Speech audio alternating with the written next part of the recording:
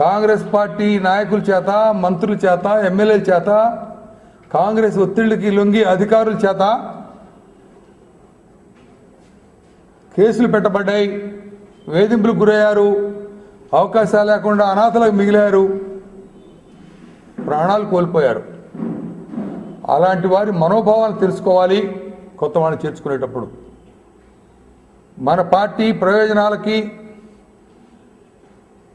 కార్యకర్తల మనోభావాలకి ఇబ్బంది కలగకుండా తీసుకోవాలని కోరుతున్నాను నేను.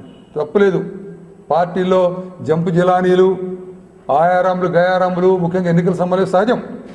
కానీ మన పార్టీ బలోపేతానికి, మన పార్టీ విలువలు పెంచడానికి ఉపయోగపడే వాళ్ళని తీసుకోవాలని కోరుతున్నాను నేను.